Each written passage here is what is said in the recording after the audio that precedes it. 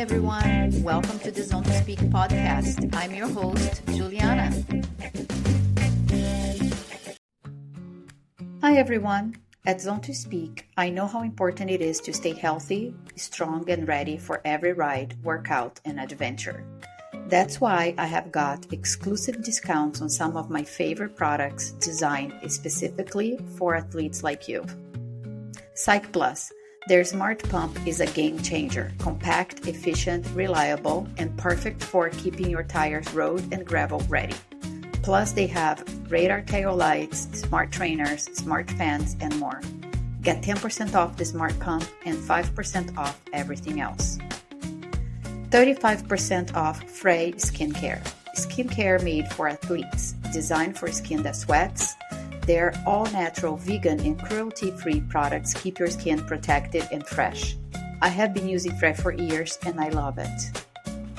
10% off Cold Age. Premium vitamins and supplements to fuel your body, speed up recovery, and help you ride longer.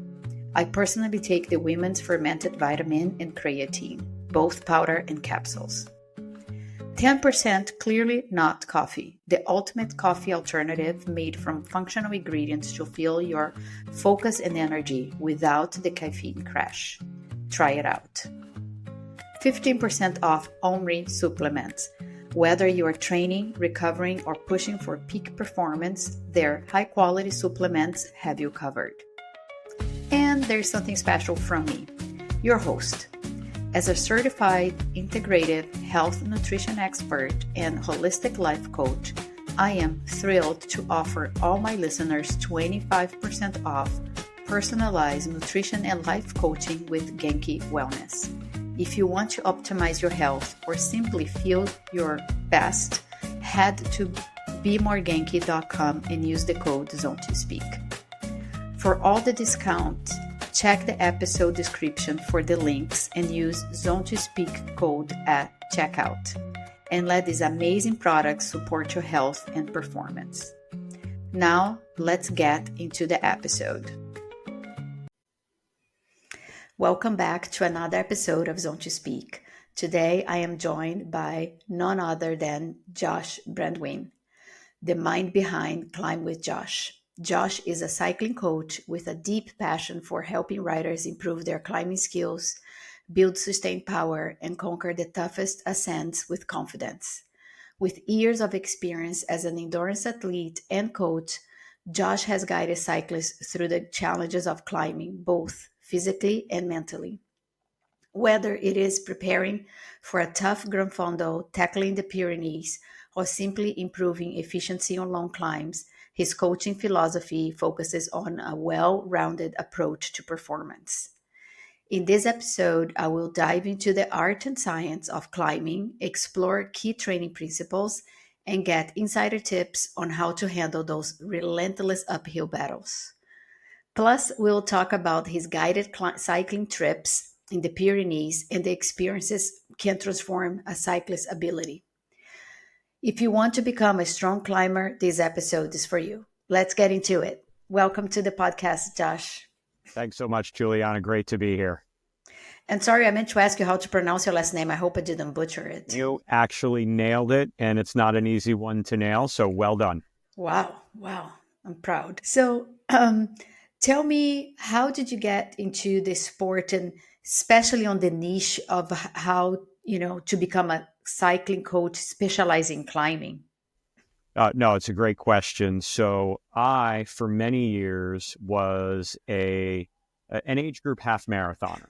And I love endurance. I love the science behind the training, everything, the planning, the preparation, laying out your training plan, course reconnaissance, the whole 9 yards. And I did that for a bunch of years. I was probably doing, no more than 2 half marathons a year. And then as I got a little bit older, down into 1. And then my hip and back more or less basically said, you're all done with running, pal. And I had dealt with, back spasms, lower back joint issues, things of that nature. And it was one Christmas, all I did was bend down to tie my shoes. And I literally spent the whole Christmas holiday immobile.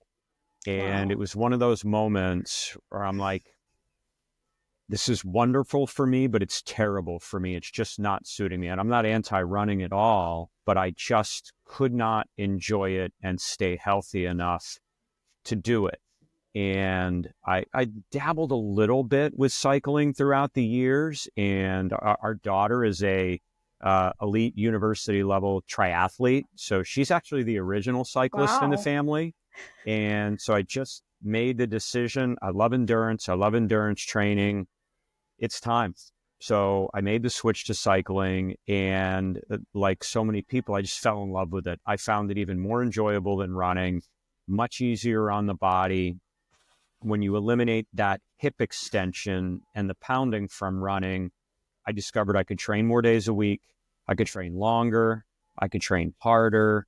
And I really just fell in love with everything about it, from the bike technology. I mean, who doesn't love shopping for bikes, and who doesn't love shopping for cycling kit? There's just so much that goes into it. So I went all in, and I found that I could train for events that were even longer in duration.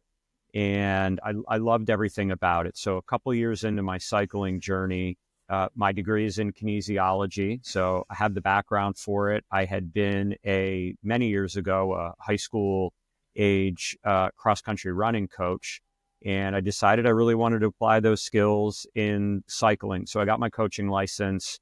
I started working with folks. My initial, and still to a degree ongoing, area is endurance. So, if someone needs a coach to train them for crits or for sprinting, I am not their guy. That is not my specialty. I'm going to certainly recommend them to other people. I know my lane. And then my journey to climbing, I think, is a relatable one. There are certainly riders who have the physical characteristics. They're sort of born climbers. I don't resent them at all. I tip my hat. And I think it's amazing what they can do, not only with their effort and their training, but based on their physiology and their DNA and their makeup. That's not me. I'm like the every person. We've walked miles in each other's shoes. So I still remember the first 6 months that I rode, I was deathly afraid of climbing. As a runner, in order to stay healthy, I didn't do much in the way of any courses that had elevation, because my Achilles and my feet just didn't hold up to it well. So I was running on the flats. Transitioning to cycling was new enough. I didn't really feel comfortable climbing. And my initial thought, and I think a lot of people go through this, is that's not for me. I can't do that. And it's funny, I joke, but this is true. I think I spent the first 4 months, whenever I was doing indoor rides on Zwift, I never left Tempest Fugit. I stayed on the flats, even on Zwift. And I was very fortunate to really be exposed to some really welcoming, and the cycling community, it's just so welcoming, and the whole endurance sport community is. Yeah. And I got introduced to climbing, and lo and behold, here I am these years later, and I just have a passion for both the science and the art of climbing. So that's a little bit about my background.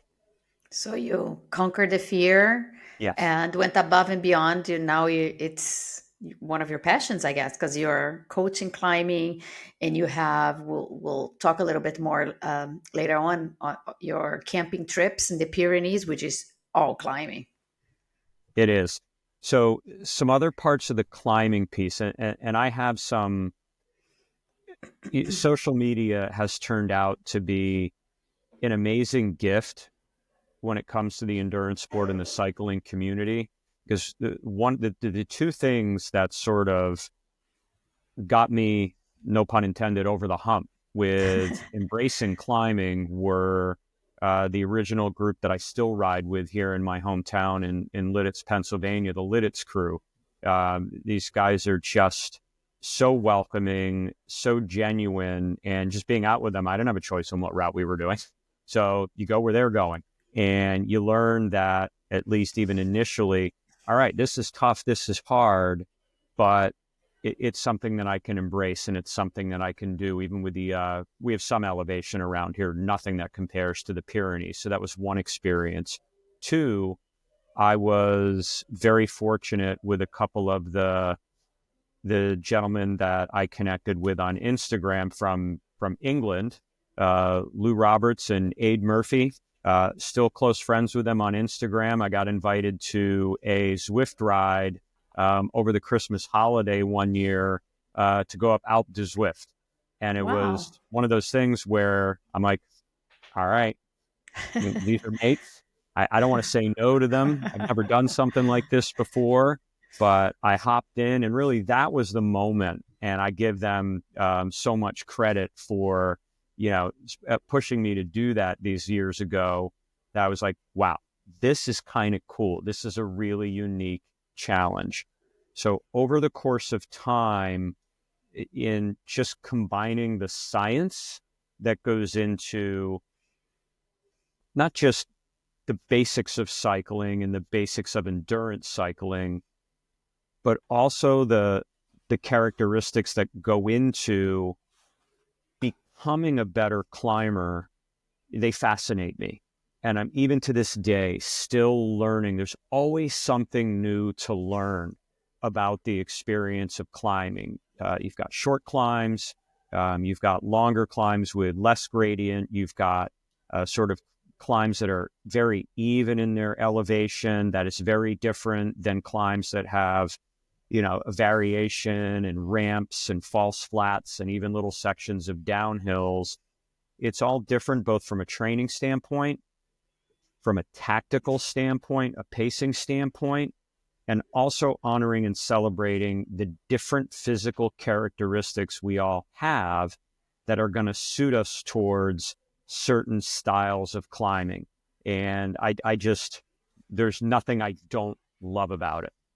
And that's even before we talk about the natural beauty of being up in the mountains, which at the end of the day is the most important thing. I was going to say that, not just the natural beauty, being nature, but also when you get to the top, is such a wonderful accomplishment, a feeling of accomplishment. It is. As you know, I've just put my website together. It's very basic, but one of the things I talk about is, and I truly believe this, climbing is that combination of art and science. And while it seems cliche, it is to a certain degree poetry, because you have to write your own verse with it. And one of the trapdoors of social media is the world of social comparison. And well, this person's doing this and this person's doing this. And I'm no comm hunter. I am not going to be the person in the top 5-10% of a leaderboard overall on any of the climbs, even in my own age group. I'm not going to be the crown wearer, and I'm okay with that. It's me against me. It's me against the mountain. And it's so important for everyone to approach it that way. That allows for you to experience joy when you get to the summit, as opposed to where did I finish on the leaderboard compared to everybody else, because we can't compare ourselves to each other. 100% agree. I'm a wellness coach as well, and I talk a lot about that, of mental strategies, comparing yourself. I mean, you can compare to a limit, maybe for inspiration and motivation, Mm-hmm. but not to put yourself down.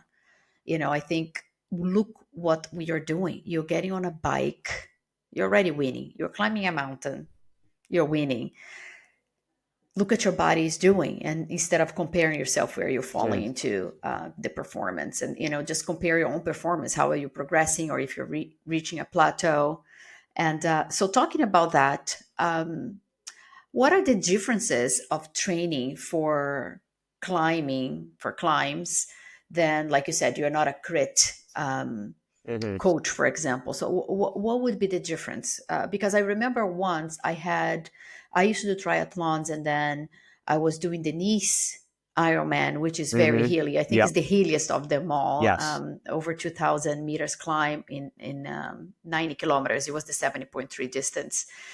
Um, And I was living in Dubai. It's pretty much flat, but we had like one It is. little overpass or something, and my coach was like making me go back and forth. Right. And some people are like, "No, that's not what you do." Like, I don't know what to do. Well, so what's the big difference in training for climb? Well, believe it or not, I'm going to start with the similarities because there are some foundational basics that matter for all of us as cyclists, regardless of the terrain, regardless of the distance, in differing levels of importance, but they're all important. And the first one, to honor the name of your podcast, comes down to zone 2. It does.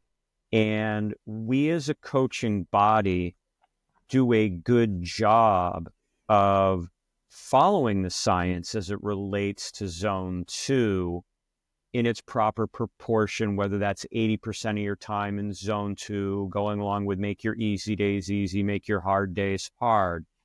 We do a really good job of that. But the next level is helping folks truly understand the why behind zone 2, because understanding the why helps with motivation and a certain amount of badge of honor that once you understand the why, that comes along with, this is why I'm doing this much volume at that level. So when you're done with a session or you're done with a period of time where it's almost exclusively zone 2, you have that sense of accomplishment, because we've all had the experience of doing a zone 2 workout where we get done and we're like, did I push myself hard enough? Yeah. And it can leave you, if you don't understand the why, feeling unfulfilled. And so understanding what we're doing metabolically to improve ourselves as cyclists in zone 2 really matters. And it comes down to metabolics and the difference between slow twitch fibers and their use and fast twitch fibers and their use. So I won't break out the charts and graphs. I'm not going to do a crazy deep dive into the science. I will stick to the basics. But when we are on an easy ride, whether that's call it a zone 2 ride, call it a coffee ride, call it party pace, call it whatever you want, we are almost exclusively using our slow twitch fibers. And it's that feeling you get where you know you can keep going for a long period of time. Maybe your breathing rate is just slightly difficult, but you can hold a conversation. Whereas when we get up like high into tempo and then into threshold and any kind of either sustained maximum effort or a max power effort where we're breathing so hard like we can't even talk, we're using all of our concentrative powers just to stay focused on the road, that's different. So when we are using the high-end efforts, that's fast twitch fibers. Our fast twitch fibers, and we've all know what this experience feels like, that's when our legs start burning. And that's the production of lactic acid. Fast twitch fibers don't clear lactate. Okay. They work hard, they produce lactate. It is only our slow twitch fibers that clear the lactate. So, in order to become a better, well-rounded cyclist and someone who can handle an extended climb, and the definition of an extended climb can vary from person to person and from gradient to gradient, but in order to be able to handle an extended climb, naturally, no matter how much you try to pace yourself, you're fighting against gravity, you might be fighting crosswinds and headwinds and road conditions to go along with it. We're going to have to produce power at some point, and we're going to create lactate. When the lactate builds, it must be used as a secondary fuel source, and then it has to be cleared. Only a well-developed set of slow twitch fibers can do that.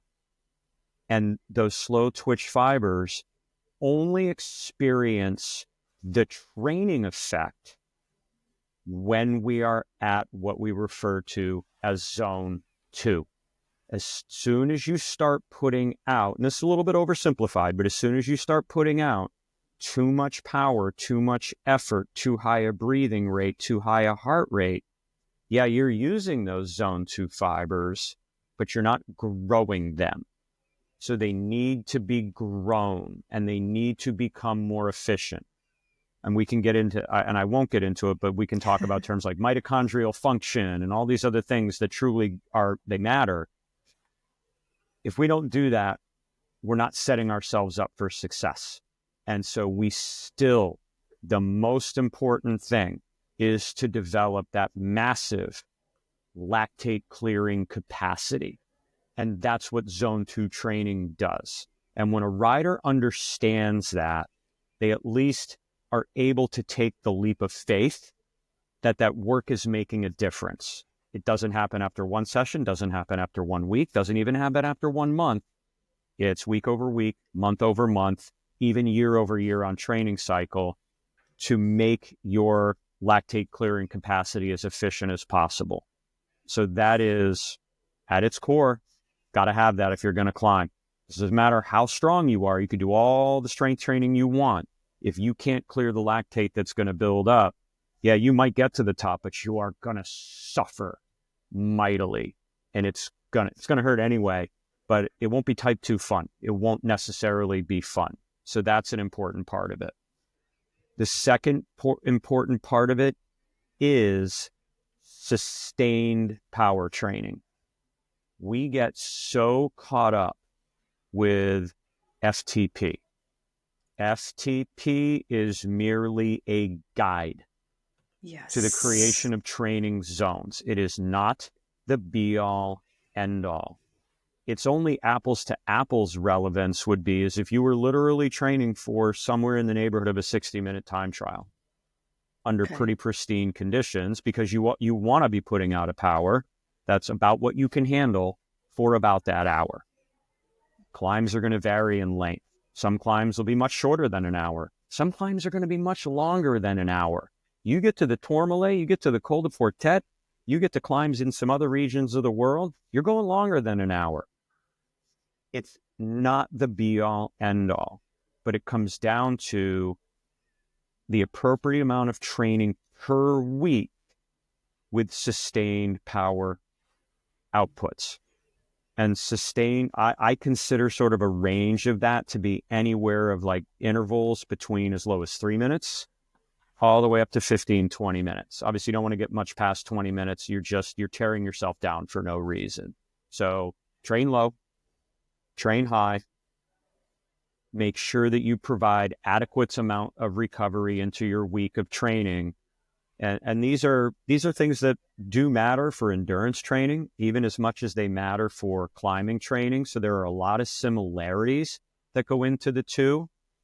Some of the things that will matter are finding time to climb, whether that's indoor and or outdoor. Obviously, outdoor gives you the whole experience because you're fighting gravity and everything else that goes along with getting prepared for a trip in the mountains or whatever it is you want to accomplish. Yeah. Even if you live somewhere that's flat and you don't have access, it won't be quite apples to apples, but indoor climbing training does make a difference. There's nothing wrong with structured training in erg mode in a broad sense. I use it plenty with my athletes that I work with. But if you're specifically training for climbing at some point, at some phase, we are going to cut you loose in free mode and you're going to do some climbing, whether you're on Zwift, whether you're on Rouvy. There are places that will create elevation because then you are fighting against resistance in a non-erg setting, which creates an environment as similar as possible to the outdoor climbing. So that is one of the significant differences in the just sort of overall training and the specificity of climbing. And no, this is great information. Now I live in Girona, so I can do a lot of climbing outdoors, and I do feel the difference. But when I lived, in flat places, I lived in Miami, New York, Dubai, then I did a lot of indoors, and I think it does make a difference. I am a big fan of structured training, especially when you're on the road. Sometimes you don't know what can happen, or red lights and things like that. It gets on the way. But what's your take on cadence versus power when climbing. What should riders focus on? Spinning faster or push bigger gears? Right. I'm a spinner. I'm a big Yeah. spinner. My husband's always telling me like, one more gear, and I'm like, no, no It pain. is such an important question that you ask. It is an incredibly hotly debated topic. And my approach to it is it's got to be tailored to the individual as long as it is not on either extreme. I, I am not a believer in demanding a certain cadence from any rider. There are plug and play structured training sessions on platforms that will remain nameless that like bark at you. You need to be riding at cadence X or cadence Y. No, it is a pathway to madness because we are all physiologically different. And a lot of that has to come down to a individual's balance of slow twitch versus fast twitch fibers. Nobody's all one or the other, but we do have massive physiological differences between us. And as a result of that, for me to tell a rider, you must ride at this cadence or you have to increase your cadence, I am quite potentially doing them a disservice. Again, as long as it's not on the extreme. Yes, of course, especially with climbing, you could be grinding way too big a gear and have your cadence way too low, way too much stress on your tendons, taxing yourself far too much muscularly. And on the other end, you could literally be spinning at such a ridiculously high cadence that you're putting stress on your hip flexors, you're bouncing up and down in the saddle, you're being inefficient. So nobody should be operating on either of those extremes, but everybody's sweet spot's going to be different. I'm like you, I'm a high cadence rider. That's what works for me. If I drop the cadence too much, I am going to suffer. So I'll give you an example. Like when I arrived in the Pyrenees last September, I flew from the States through Heathrow to Toulouse. I made it to Toulouse. My bike decided to stay at Heathrow for a couple Oh days. no. So luckily I came well enough in advance, which I always do. Our guests were not arriving for 3 days, but I don't want to sit in the mountains and not ride. So my partner on the ground, Richie Barnes, the property owner who I partner with and work with on the logistics and everything else, got me to bike hire. I got a wonderful carbon road bike to climb with, but the rear cassette was different. And I'm an 1134 guy in the back. I need the 34. It makes a difference for me because I'm a higher cadence rider. So I had an 1130. It's not terrible. And so I went up to Col d'Aspin. I went up to Perisord with the 1130. And not like I couldn't make it in a reasonably efficient time, but there was no way I was going to be at my very most efficient and best on the 1130. I do better with a slightly higher cadence. Nothing crazy. Other riders are going to do better at a slightly lower cadence. And it's something riders need to experiment with. And that's why both climbing indoors and climbing outdoors, to find that sweet spot makes a difference. For me, if I drop it too low, I'm torching myself muscularly. But I work with riders who, if they spin too high, their heart rate soars, their breathing rate soars. For them, it is inefficient. So there's no magic bullet for cadence. It's just stay away from the extremes. I really like that you said that. It makes me happy because a lot of people are against the spinners. And it's not like I'm spinning and staying at the same place. Like I said, I'm not like on Right, the end of the right. spectrum. But it's good to know we are different and the sweet spot it's dependent on you. Mm-hmm. So that's great. Exactly. And are there any big mistakes that cyclists make when it comes to climbing? And is there anything that can do to fix them? I would say there are two big, born out of well-intentioned mistakes that climbers make. First is in training and not trusting the science behind the 80-20 rule.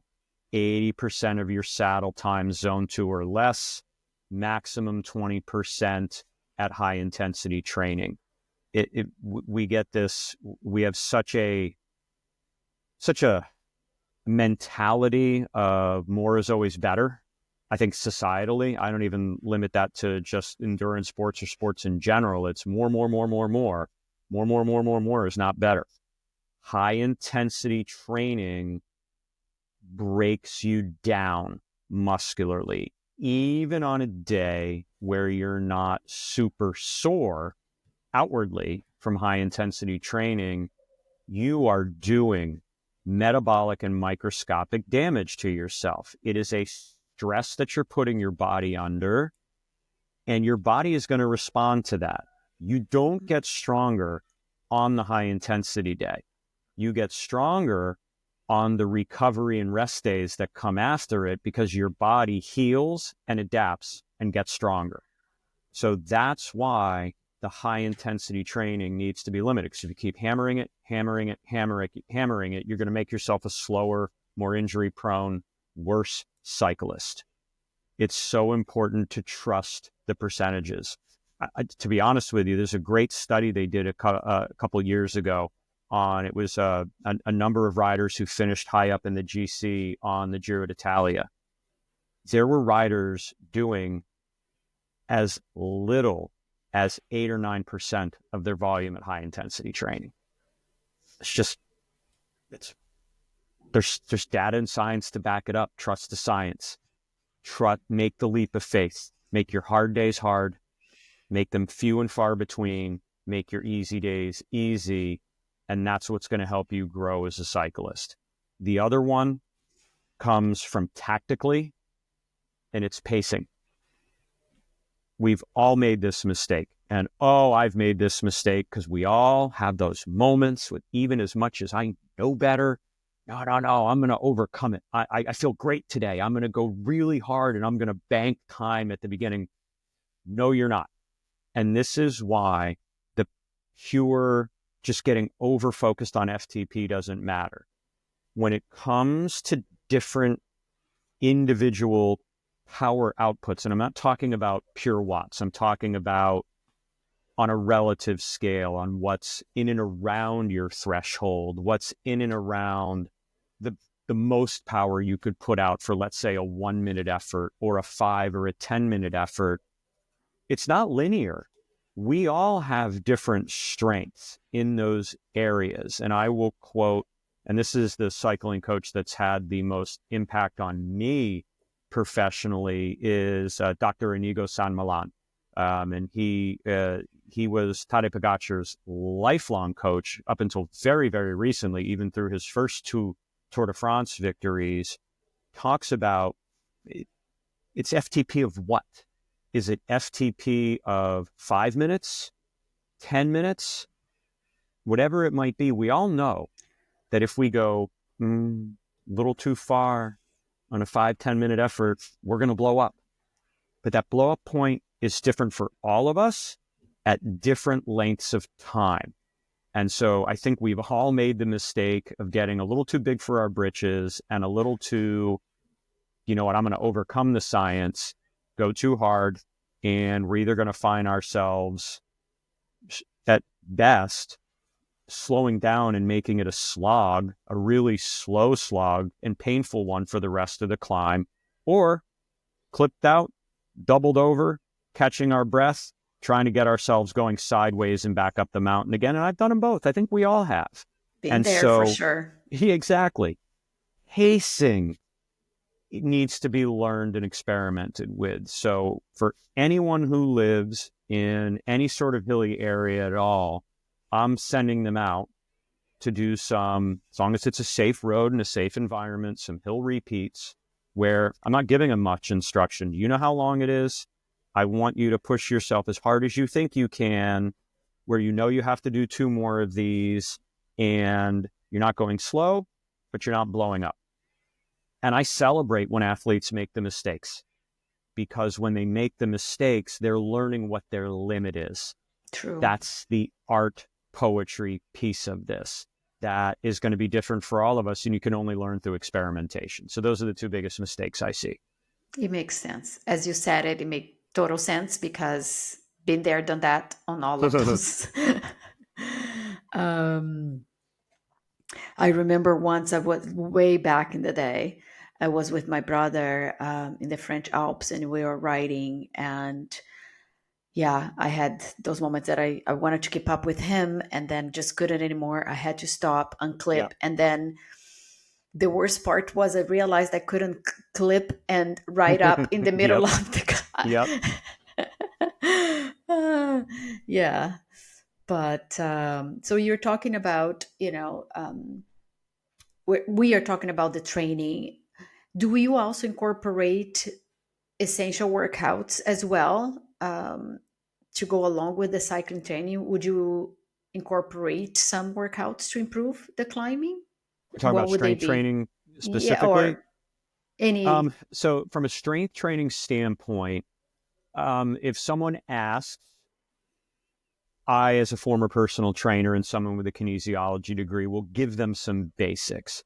And it's really the kinetic chain stuff from legs through the core that are really important. Things like single leg deadlifts.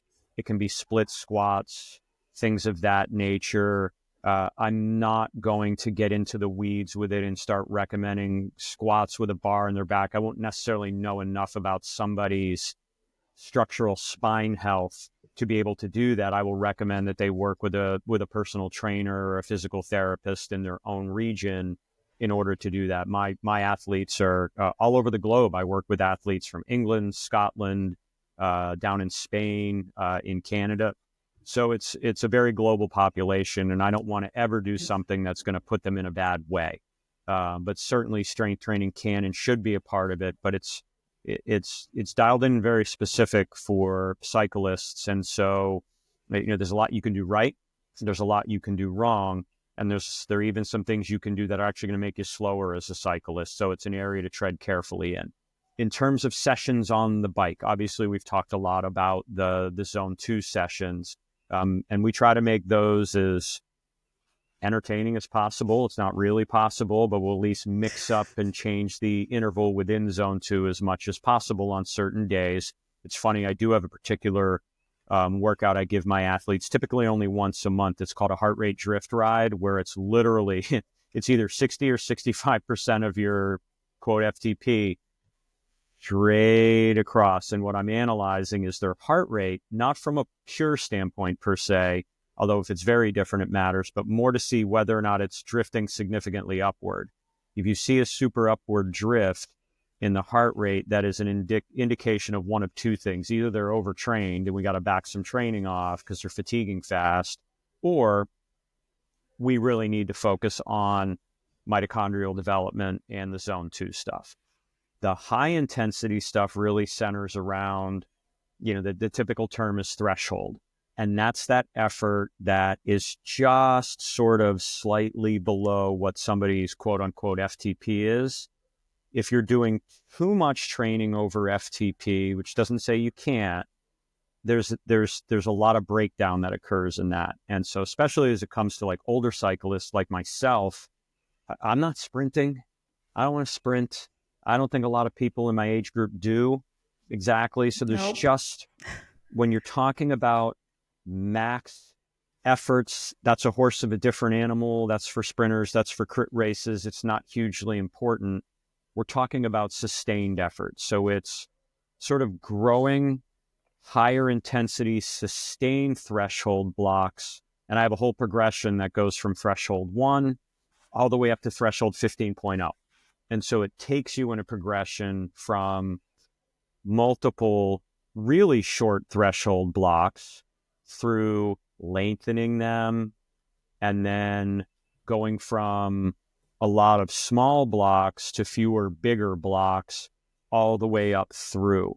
And so that's a series that helps people grow over time. That's neither rushing them into overtraining or crushing their spirit either. Anytime an athlete writes back to me, first 2 reps were kind of hard, the last 3 reps were really hard, I barely survived, I'm like, music to my ears. That means we did it right. And so there's a whole progression with that. The other piece, and I give, again, Dr. Inigo San Milan credit for learning this from him, is what's called zone 4 at the end, because it's a practical application of what you're going to experience. So you do a proper warm-up, a significant, not crazy long, but a significant zone 2 block. Okay. And then you do a block of threshold at the end. I like that. It makes sense. We're not getting on a starting line for a climb and going through a proper warm-up. You've probably ridden for a good 30 minutes at hopefully zone 2, where you're saving your matchsticks, and then you're on the climb. And so, not all climbs, but so many climbs have a ramp at the end. You're going to have to be able to practically put out a fair amount of power at the end. Perfect example of that is the steepest ramps on the Col de Tourmalet are at the end. Yeah. And if you manage your effort level throughout the Col de Tourmalet and your nutrition, which fueling is so important while riding. It's going to be my next question. Oh, great. I can't wait. And if you manage your effort and your fueling and you've trained to clear lactate, you'll have the ability to put out some power at the end, because it kicks up. And when we were there, not only it kicks up for everybody, the wind started howling in September. It's not the type of weather you'll get during the summer for our upcoming trips, but in late September, we had some fun with the weather, let's say. Yeah, I bet. So talking about nutrition, what role does nutrition play in preparing for a big climb, for maintaining energy during the long efforts? I'll stick to the basics. I am not a certified nutritionist in any way, shape, or form. I've been very fortunate to learn so much from a number of wonderful sports nutritionists, including we just launched we have 2 sold out weeks in the Pyrenees. I know we'll get to that in a few minutes. Yeah. We just launched a 3rd week, an over 50 week.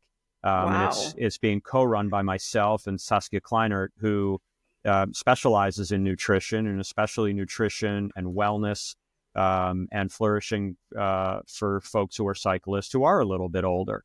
So it's hugely important, and I'm grateful to her and everybody else I've learned from. So for me, it comes down to fuel your ride early, fuel it often, nothing new on event day. And by event day, it could be a Grand Fondo, it could be the days you're in the Pyrenees climbing, whatever it might be. You don't want to be experimenting with things that might upset your stomach at that point. But, years and decades ago, the old school was have your water, maybe every now and then have a half a banana or something like that. And that's never been the correct science. And I, once upon a lifetime, was old school too. And I know what it's like to legit bonk. It is something I would never wish on my worst enemy. You feel you're not really going to die, but you feel like you're going to die because you feel so bad. It's not just being depleted. It's not just being underfueled. It's really unhealthy. And so at best, it's really going to hurt your performance. At worst, you're getting picked up by the sag wagon and your day on the mountain is over. And you can't start when it's too late. So for me personally, and everybody has a different, well, you have to start at this time and you're right. I'm taking a nutrition 20 minutes into every ride. Not force feeding myself or stuffing my yap, but I'm constantly taking it in products that I know work for me and give me energy and do not in the least upset my stomach. And I will keep that going. My brother and I did a Grand Fondo up in Vermont in the United States last summer. And in my longest training ride for it, which I had about 12,000 feet of climbing, I was out for a good 5 hours. I had every bit of 2,500 calories during the day. Liquid calories, calories from bars and things like that, as well as a stop for a Coke and a bag of potato chips. Cannot underestimate the importance of fueling, not only for what it's going to do for you while you're riding, but the difference it makes in recovery the next day. before I made the transition to modern science with nutrition, after a hard training session, so I'll go back a couple winters indoors, I'd just be wrecked. Terrible sleep, heart rate variability, really terrible, bad recovery, really sore. As soon as I started fueling my rides, I might be fatigued some the next day, you should be, but I felt like I could go again. And if you take care of the fueling, when you're spending 6 days riding in the Pyrenees, you will be able to keep riding. If you're not fueling, not recovering, getting some carbs and some protein in you right after the event, you're just not controlling all your controllables to have a great experience. So fueling is super important. Yeah, yeah. I think I'm always eating when I'm cycling. And I think it's so funny, all those people that say they don't remember to eat and they need to set their biking Mm-hmm. computer to Yep. alert them, which is great that they have that. But for Yes. me, I'm like, I don't need a reminder. I'm like, oh, still need to wait another few minutes to eat Right. again. Exactly. Exactly. Ah. Yeah, well, there's so much to unpack in climbing. We could be talking here for hours. I want to get into your climbing trips because Yeah. that's so interesting. And so many people are doing this more and more and more. And I think your trips are so unique, especially the one now that you're doing with the 50 plus Mm-hmm. group, which I think it's a niche that a lot of people are not catering to. And there are so many Mm-hmm. 50 plus people that also want to participate on those things without the fear of having so many young people and being Right. dropped or something Yep. like that. I mean, Exactly. though a lot of the 50 plus are super fit, but so Yes. tell me a little bit about the cycling camps you lead in Mm-hmm. the Pyrenees, and I don't know if there are other areas of the world Right. that you're also doing that. Stay tuned. There will be other areas of the world. So the whole Exciting. story behind how this came about, I think, is such a statement about the cycling community and the shared passion and the connections we make. So back to last summer, I got a direct message out of the blue from Richie Barnes, MSK 65 in the Pyrenees, beautiful little property in this wonderful village in the Haute Pyrenees, Saint-Colin. And, he has a property that he rents. He rents it to cyclists. He rents it to hikers and skiers during the winter.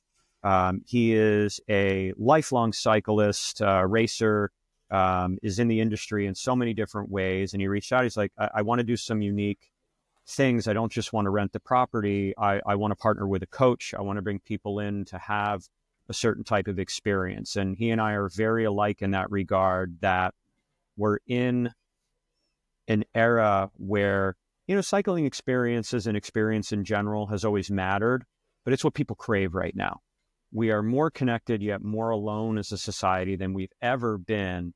And the opportunity to do things like this with other like-minded people is such a powerful experience. So he and I connected. We just mesh really well together as professionals and colleagues and now friends, that we put that very first trip together in September of 2024. And it was a massive, massive success. It was incredible. We just had this amazing group of people. We had a sold out full house.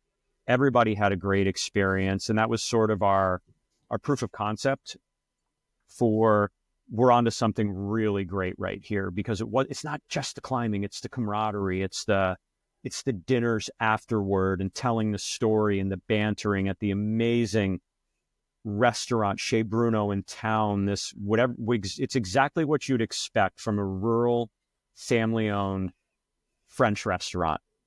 Beautiful, Amazing. great food. It's not an overly formal place, but the food and the atmosphere is wonderful. And it's 200 meters from the house. Wow. Your bikes are all put away and clean for the day. You walk around the corner and you're there. So we had this great trip. And now we have a sold out Women's Week in early July. That's another hugely important niche. I mean, I have a wife who's a cyclist now, and obviously I've talked about my daughter. And so for me, making sure there are environments that are super welcoming and authentic for female cyclists is incredibly important. So 100%. we partnered with somebody who's really helped us get going with that. And we've got an amazing trip there. The week after is our Tour de France week, because there's some amazing stages coming all within 20, 30K of the house. So the week after that is our Tour de France week, where we are not only riding the famous climbs, but we get to watch 2 stages. We're going to go to the Mountain Time Trial on the Périgord, and then we get to watch the summit finish on the Super Bannière, which hasn't been used in the Tour de France in decades. So, I mean, we're parking a car on the side of the road days in advance. We're going to ride to the summit, come back. We'll have snacks. We'll have refreshments. So again, it's not just a climbing pretty experience. magical. Yeah, it's yeah. So full we'll have on. those. So for people who missed out on those this year, the women's and the Tour de France, we'll be running both those weeks next year in 2026. And then obviously the over 50 week is the 20th to 27th of July. And you hit the nail on the head. It's cyclists of all ages are wonderful, wonderful people. But again, I'm no Tom Hunter. I'm not hanging with a 23-year-old and their level of fitness. So I totally understand why the over 50 week, the initial response we've gotten to it has been overwhelming, where it is resonating with people because they do want to be in an environment where they don't want to feel, not so much even feel bad about themselves, but they don't want to feel like they're holding up the group. They don't want to feel like they're straggling so far behind. They want to be with just people who are in the same space they are, where maybe this is something they did when they were younger and were suddenly like, well, I'll never get to do that again. No, you absolutely can do that again. Or maybe you were at a different phase in your life. Maybe you weren't even a cyclist yet, or you were busy completely in your full-time work and raising a family and you never got the chance to do this. And suddenly you're like, well, the time passed me by. No, it hasn't. Yes, maybe we're going to climb it a little bit slower. Who cares? It's that you versus you versus the mountain. A promise for anybody who's considering a trip like this, over 50 or even otherwise, there is no feeling like getting to the summit of these places. It does not matter how long it takes you. I promise you, you are going to have that overwhelming, just connected sense of accomplishment. I'll use the summit of the Col d'Aspin as an example. Obviously, so many of the climbs are in the Zone Pastorale, where it's just open for farm animals and grazing. I've never experienced anything like the stillness and the calmness of the top of the Col d'Aspin with the cowbells clanking slowly. It's, and it's, I can describe it as best I can, but until you've experienced it, and you can get there. Yes, they're longer climbs. The thing about the Pyrenees, it's not the steepest place in the world. You can do this. Get the proper gearing on your bike. Give yourself that little bit of ability to spin. Okay, maybe you're not going to go quite as fast. Who cares? You get to the summit. We all descend together. This is how we run our trips. We all ride together in the valley.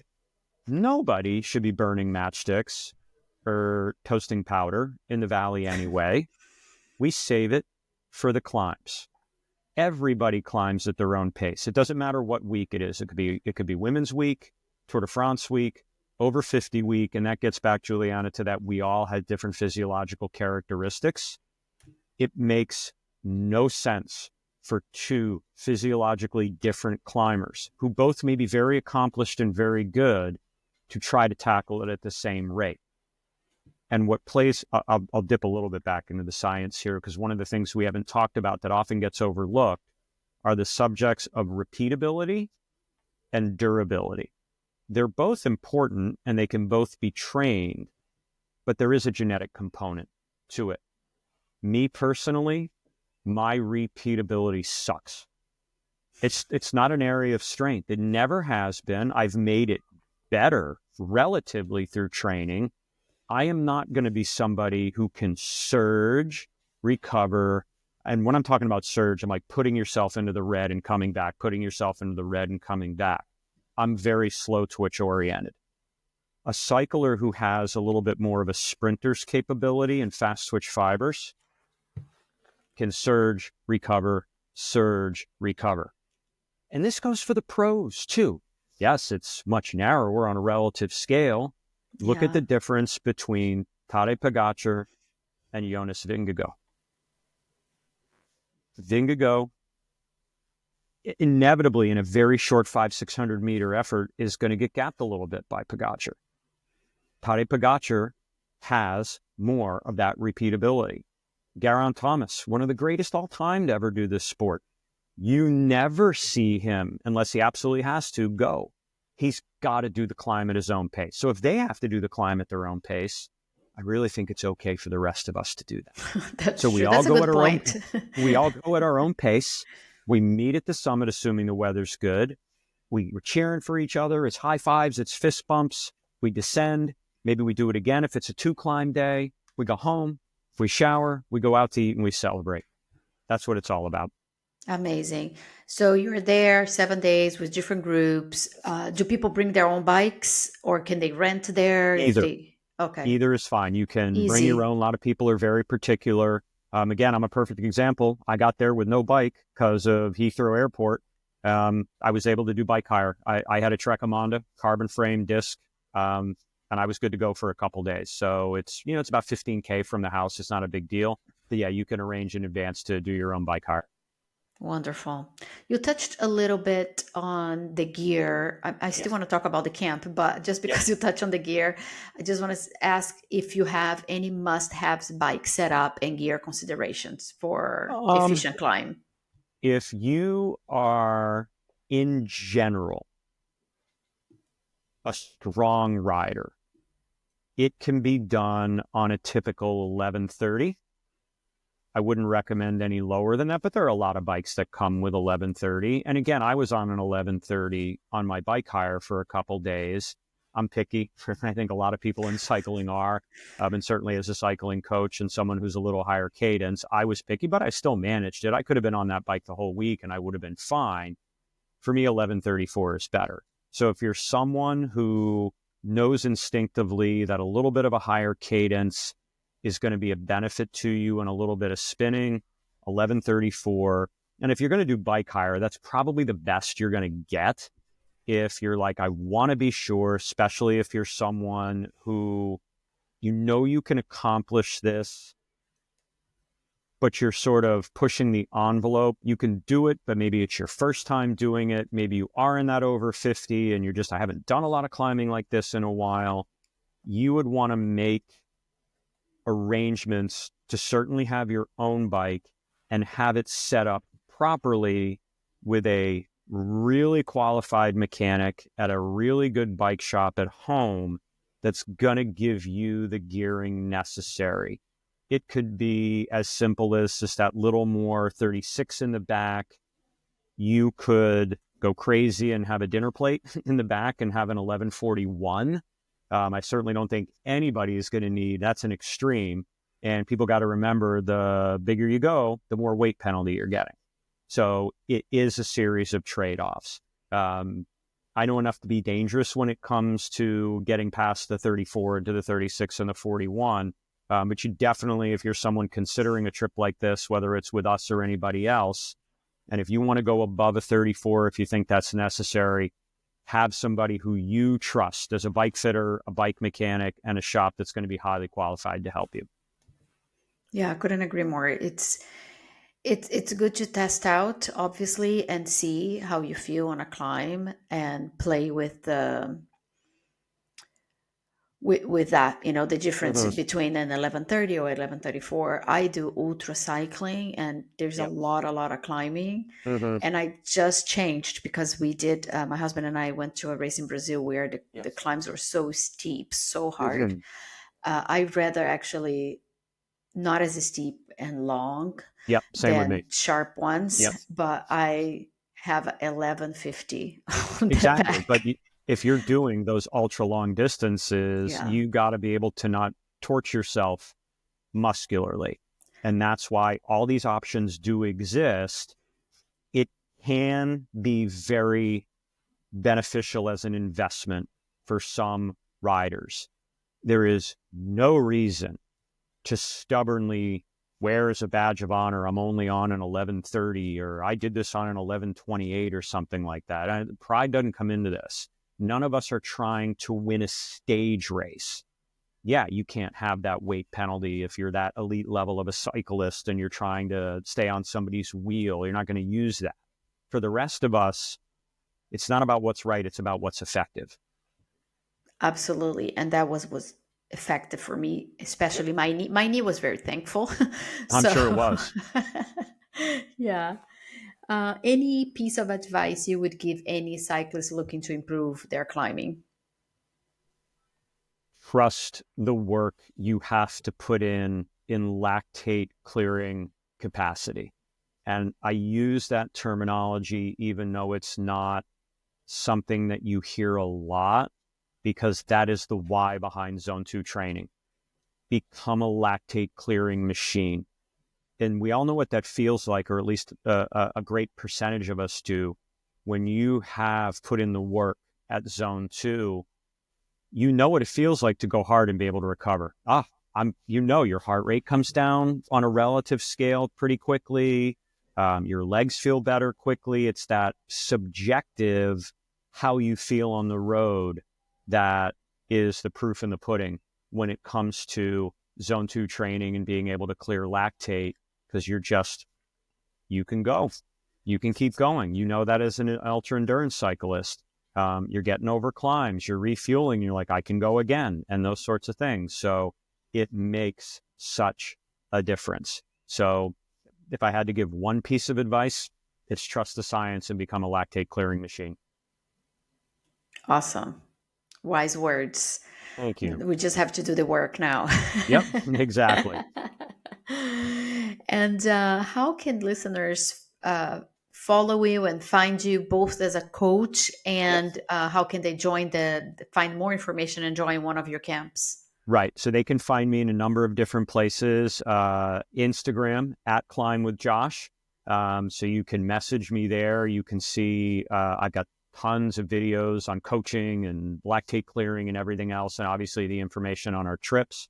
I have a very basic website that's live and up and running, climbwithjosh.com. It has the just a little quick spot on my coaching.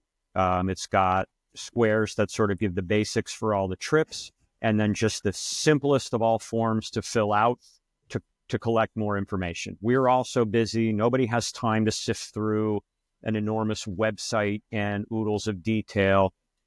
Fill out the questionnaire. Give me your name, give me your email address and your WhatsApp number. If you want, my WhatsApp number's on there. People are free to reach me from all over the world. I do everything via WhatsApp. We have a wonderful PDF put together on the Over 50 week that gives a ton of detail, including the climbs and including the days we're doing which climbs and all the other details you could ever want to know. And if you're game, give me the verbal, Josh, I'm in. We'll get you invoiced. It is priced at a level that certainly it's an investment, but it's a manageable investment. And that's the beauty of the partnership that Richie and I have created. And now we're working with Saskia. We want this to be accessible to people. And so that's how you go about finding us. And we'd love to hear from as many of you as possible. Amazing. I will put everything on the episode description. Thank you. And really excited about this episode. Thank you so much for sharing, because, I think climbing is something that you love or hate, or most people have to learn to love. Yes. And I think if everyone listens to all the tips you shared here, I think you can start having a good relationship with the mountain. I agree. And I'm Exhibit A. I had to learn to love it. And now there is nothing I'd rather do than be going uphill, and folks can get there. Agree. Well, thank you so much, Josh. My pleasure. Was happy to be here, Juliana. Thank you. And that's all for today's episode. I want to thank the listeners for tuning in. Your support means everything. If you enjoyed this episode, please consider following, leaving a review, and sharing it with your friends.